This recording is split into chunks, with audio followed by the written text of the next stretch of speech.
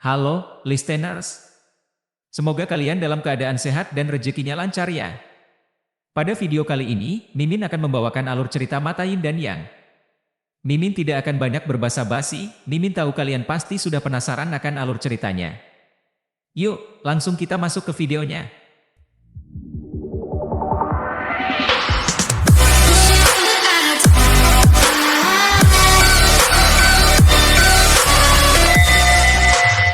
Bab 9, Rasa Benci. Di ruangan pribadi itu, Lin Bomo menatap Yehan, matanya penuh dengan rasa ingin tahu. Hanzi, ini kali pertamamu di sini, bagaimana perasaanmu?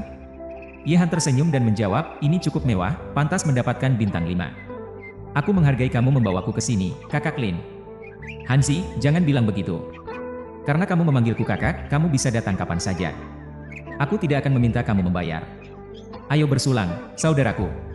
Lin Bomo mengangkat gelasnya, dan Yehan mengikutinya, menyeruput anggur merah tanpa benar-benar merasakannya. Tanpa diketahui Yehan, hotel mewah ini sebenarnya dimiliki oleh keluarga Lin, yang merupakan tokoh terkemuka di kota Shanghai. Hehe, kakak Lin, sepertinya kamu akan mengeluarkan lebih banyak uang di masa depan, canda Yehan. Jangan khawatir, Hanzi. Aku menganggapmu sebagai saudaraku, jadi uang bukan masalah. Selain itu, ada banyak tempat seru di sini. Setelah makan, aku akan membawamu ke lantai atas untuk bersenang-senang.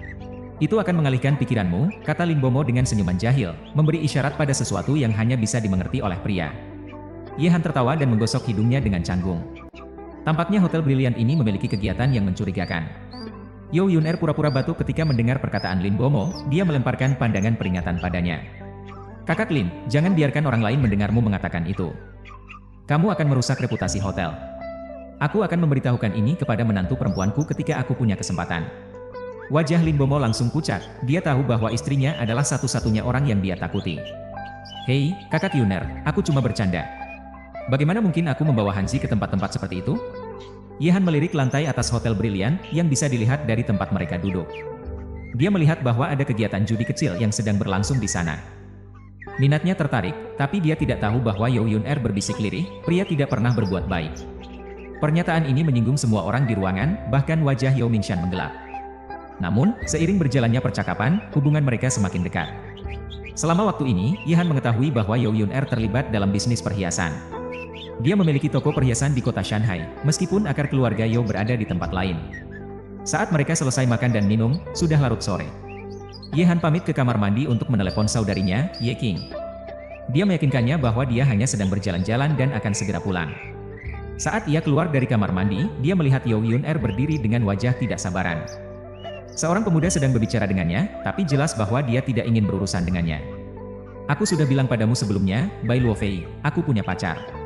Tolong tinggalkan aku sendiri, kata Yeo Yun-er. Ketidaksabaran dan rasa jijik terdengar jelas dalam suaranya.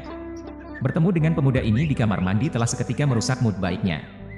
Dia sudah lama diteror olehnya, dan perilakunya yang terus-menerus hanya membuatnya semakin muak. Yun-er, jangan bohong padaku lagi.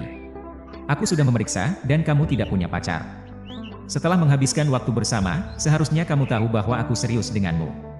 Tolong, berikan aku kesempatan, pintu Bai Luofei, matanya penuh dengan kasih sayang. Meski tersembunyi di balik rasa tekad. Sejak pertama kali melihat Yeo Yun-er, dia bersumpah akan membuatnya menjadi miliknya. Keinginannya pada dirinya telah menguasai setiap pikirannya. Saat berbicara, Bai Luofei meraih wajah Yeo Yun-er dengan tangannya, kilatan jahat terlihat di matanya.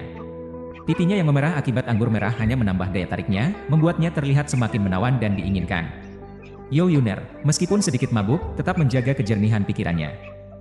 Mengamati tindakan Bai Luofei, dia secara naluriah melangkah beberapa langkah ke belakang, matanya berkedip dengan tekad yang dingin. Bai Luofei, apa niatmu? Ini hotel brilian, dan saya menyarankan Anda untuk berpikir 2 kali sebelum melanjutkan. Setelah mendengar kata-katanya, tangan Bai Luofei membeku di udara, sedikit ketidakpuasan melintas di wajahnya. Namun, dia tetap tersenyum di bibirnya saat dia menjawab, Yun-er, saya telah memesan kamar pribadi di dekat sini dan mengundang beberapa teman. Mengapa kamu tidak bergabung dengan kami? Ayo saling mengenal. Semakin banyak, semakin meriah. Yeo Yun-er tidak berniat mengikuti Bai Luofei ke kamar pribadi. Dia melirik sekeliling dan melihat Yehan berdiri di luar kamar mandi. Kilatan kegembiraan muncul di matanya saat dia dengan cepat mendekati Yehan. Menggenggam lengannya, dia mengejek, tatapannya penuh kemarahan, kenapa kamu begitu lama di kamar mandi? Saya tidak melihat pacarmu diculik. Yeo Yun-er bersandar pada bahu Yehan, memancarkan rasa puas. Meski Yehan di dalam hatinya menggelengkan kepala pada aksinya, dia juga tidak membongkarinya.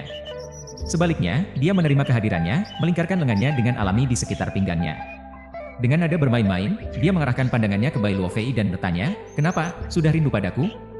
Apakah kamar mandi itu begitu membosankan?" Wajah Bai Luofei menjadi gelap saat melihat kedekatan Yehan dan You Yuner.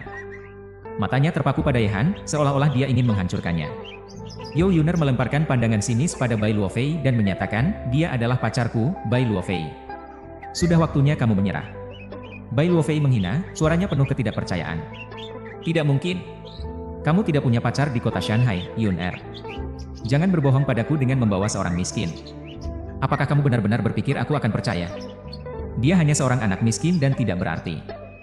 Apakah kamu benar-benar berpikir dia pantas untukmu? HMPH. Bai Luofei, jaga ucapanmu. Bukan urusanmu untuk menilai apakah pacarku pantas atau tidak.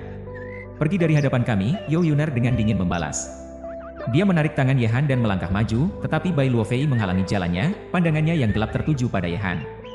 "Apakah dia benar-benar pacarmu? Saya menyarankan kamu untuk mengatakan yang sebenarnya, atau kamu akan belajar harga yang harus kamu bayar di kota Shanghai." Frustrasi dan marah, Yehan semakin erat memeluk pinggang You Yuner. Dia menatap tajam Bai Luofei dan tersenyum sinis, "Benarkah? Biarkan saya memberitahumu, kami sudah tinggal bersama. Maaf untuk memberitahumu bahwa wanita yang kamu inginkan sudah dimiliki oleh seseorang yang jauh lebih baik darimu." Dengan kata-kata itu, Yehan tertawa kecil dan menarik You Yuner pergi, meninggalkan Bai Luofei dengan pandangan yang dingin.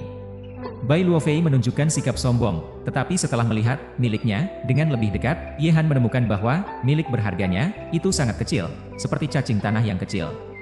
Yehan kesulitan menahan rasa mual saat memikirkan apa yang baru saja dia makan. Saat Yehan pergi, Bai Luofei menggenggam jari-jarinya dengan erat, matanya terbakar oleh kemarahan. "Kau anak nakal! Berani-beraninya kamu mencemoohku. Wanita yang kamu rampas dariku, You Yuner, aku tidak peduli siapa kamu.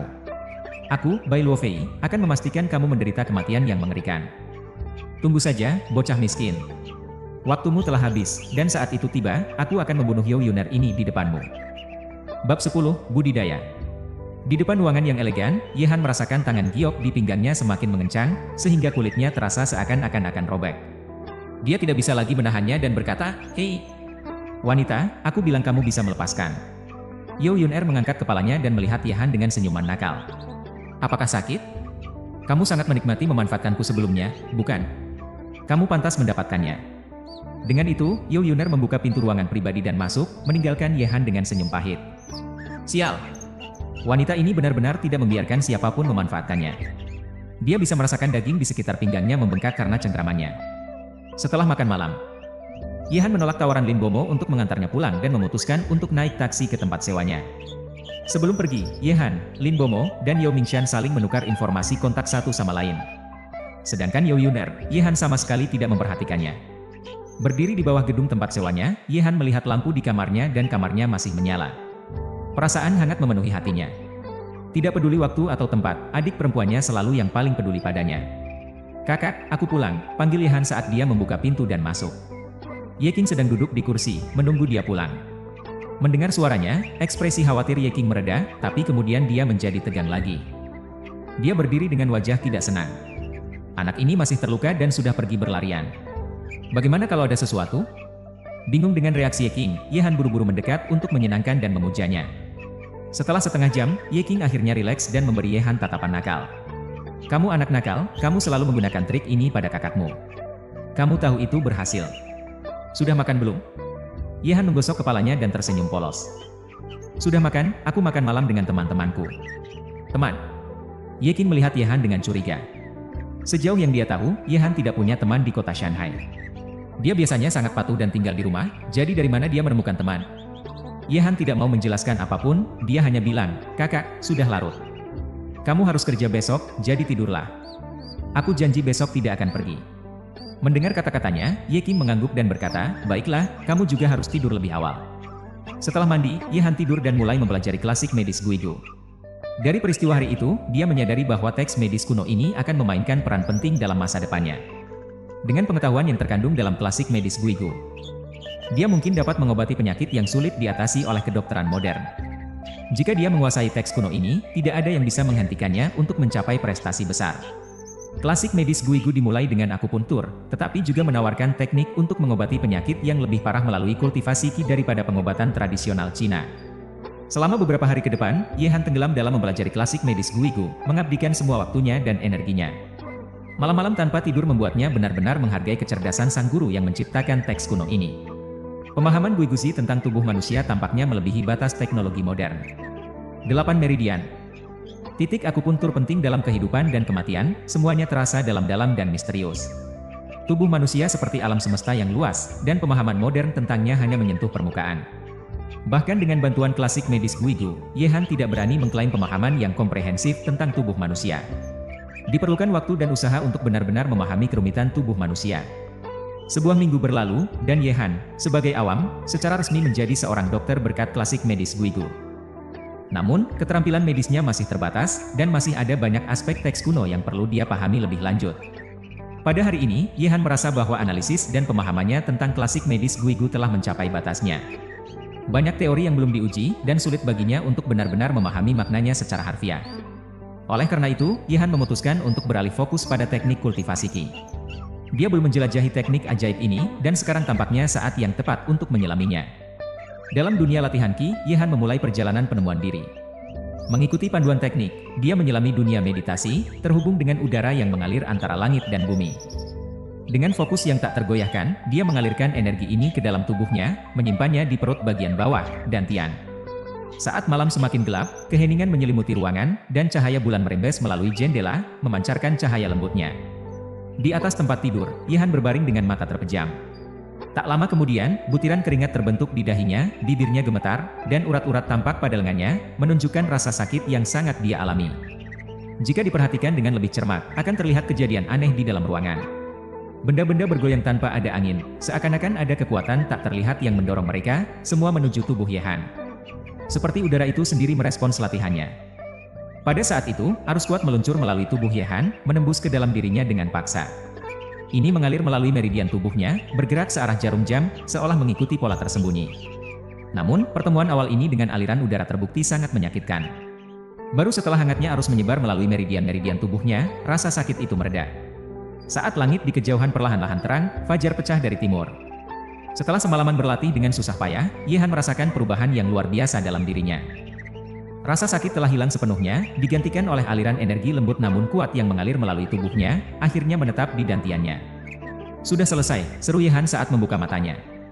Mata itu berkilau dengan kecerahan baru, mencerminkan kedalaman langit malam yang berbintang. Dengan aliran udara sepenuhnya terintegrasi ke dalam tubuhnya, Ye Han tahu bahwa dia telah memasuki ranah kultivasi. Dengan memanfaatkan kekuatan di dalam dirinya, dia bisa melepaskan kekuatan luar biasa. Tentu saja, kekuatan ini akan lebih ditingkatkan jika dia menguasai seni bela diri yang sesuai. Tanpa disadari oleh Ye Han, dia telah menjadi seorang jenius qi dalam semalam. Di zaman kuno, pencapaian seperti itu akan menjadikannya seorang jenius super. Penuh semangat untuk menguji kemampuan barunya, Ye Han menjelajahi hutan kecil. Tempat itu menawarkan kesendirian dan sedikit orang yang lewat. Berdiri di depan sebatang pohon sederhana, Ye Han fokus untuk mengalirkan arus udara di dalam dirinya, secara bertahap menyatukannya dengan tangan kanannya.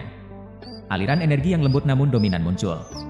Dalam sekejap, Ye Han menyerang udara, mengarahkan pukulannya ke arah pohon seukuran mangkuk. Dengan dentuman berkepanjangan, itu menyerupai tabrakan kayu yang padat. Pohon itu gemetar hebat, daun-daun tersebar di udara, dan terdapat cekungan sebesar kepalan tangan menghiasi batangnya. Ye Han berdiri kagum, menyadari kekuatan yang luar biasa yang dimilikinya. Pukulan ini sendiri pasti telah menggunakan tenaga setidaknya 100 hingga 200 pon, namun dia bahkan belum menggunakan kekuatan penuhnya. Pukulannya tetap utuh, mampu memberikan pukulan yang dengan mudah mencapai 300 pon. Hei, Chou Laosan, saatnya kamu menerima hukumannya, Ye Han berkeruh dalam hati. Dengan kekuatan seperti itu dalam genggamannya, dia dengan mudah dapat menghadapi Chou Laosan dan kelompoknya. Namun, ketika dia menikmati kekuatan barunya, teleponnya mengganggu pikirannya, menunjukkan ID panggilan Lin Bomo. Ye Han menjawab panggilan itu, suaranya penuh rasa ingin tahu. Hei, kakak Lin, apakah ada sesuatu yang kamu butuhkan dari saya? Haha, Xiao Han, aku harap aku tidak mengganggu. Sudah lama sejak kita terakhir bertemu, dan aku pikir akan bagus jika aku membawamu ke suatu tempat untuk bersenang-senang. Apakah kamu tertarik? Suara riang Lin Bomo bergema melalui telepon. Tanpa ragu, Ye Han menjawab, aku khawatir tentang kakak Laurin. Aku bebas sekarang. Kemana kamu berencana membawa saya, kakak Lin? Bagus. Kirimkan saja lokasimu, dan aku akan menjemputmu segera. Kita bisa membahas detailnya ketika kita bertemu, jawab Lin Bomo, antusiasmenya terlihat jelas.